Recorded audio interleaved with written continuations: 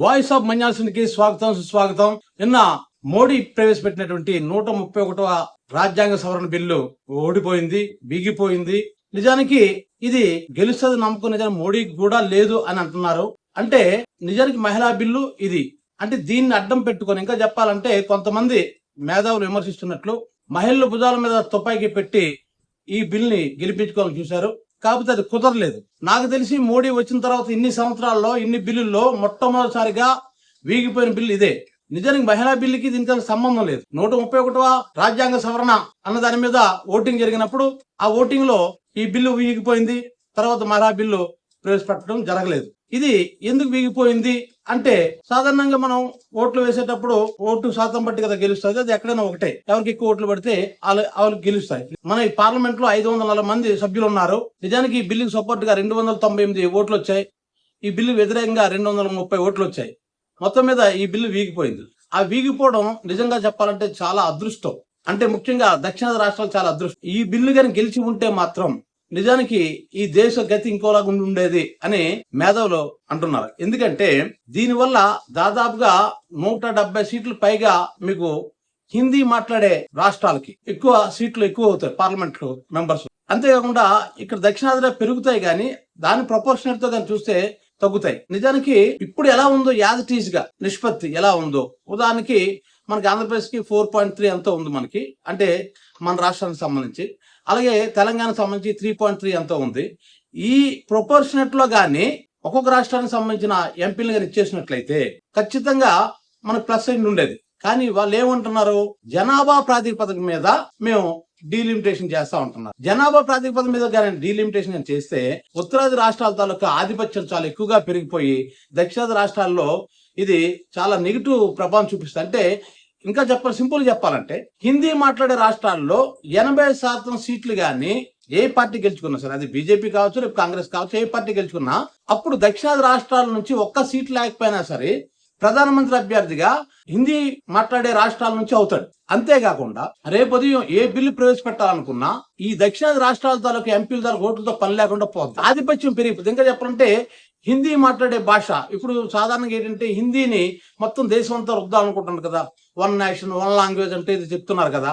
So అది అమల్లోకి రావడానికి అవకాశం ఉంటుంది. డీలిమిటేషన్ చేయడం ద్వారా ముందు చేయాలనుకున్నారు, కానీ దీనికి ఎక్కడ అడ్డుపడతారని మహిళా బిల్ని ముందుగా పెట్టారన్నమాట. మహిళా బిల్లుకి వ్యతిరేకంగా ఎవరైనా ఓటేసారు అనుకోండి, వాళ్ళు చెడ్డ అయిపోతారు కదా. అందుకే ప్రధానమంత్రి ఒక మాట అన్నాడు, ఈ బిల్లు వీగిపోతే నిజానికి నాకు మంచి పేరు వస్తుంది, గెలిస్తే ప్రతిపక్షాలు మంచి పేరు వస్తాయి.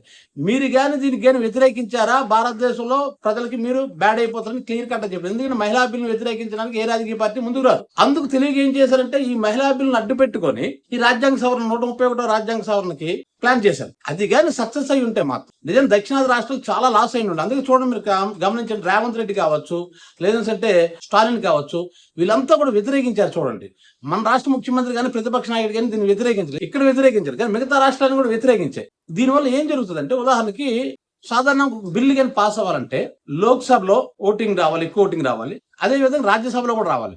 ఒకవేళ రాజ్యసభలో కానీ వీగిపోయారు అనుకోండి పొరపాటుని, ఆటోమేటిక్ బిల్ క్యాన్సిల్ అయిపోతుంది కదా.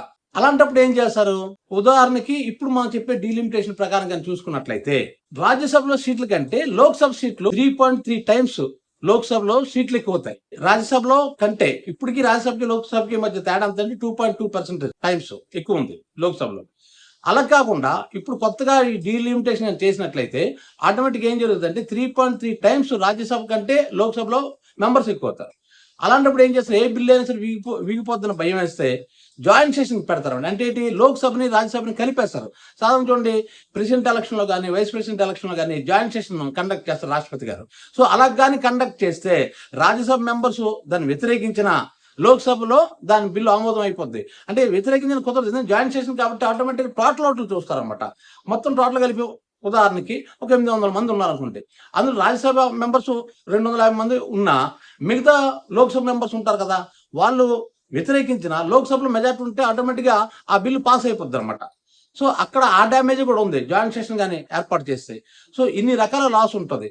ఇది నిజానికి చెప్పాలంటే మన 1971 సెన్సెస్ ప్రకారం ఇంతవరకు 50 సంవత్సరాలు బట్టి ఇదే నిష్పత్తిలో రాష్ట్ర తరపునే ప్రాతినిధ్యం వహిస్తున్నారు పార్లమెంట్లు. కానీ ఇప్పుడు ఏంటన్నారు, జనాభా ప్రాతిపదికన అన్నారు. జనాభా ప్రాతిపదికన అయితే మీకు ఉత్తరాది రాష్ట్రాలు కావచ్చు, లేదా మధ్యప్రదేశ్ కావచ్చు, లేదా ఛత్తీస్గఢ్ కావచ్చు, ఇలా హర్యానా, ఢిల్లీ, ఇవన్నీ హిందీ మాట్లాడే రాష్ట్రాల తాలూకు జనాభాతో పోల్చుకున్నట్లయితే దక్షిణ రాష్ట్రం తక్కువ ఉంది. ఎందుకు తక్కువ ఉంది అంటే ఏమీ లేదు.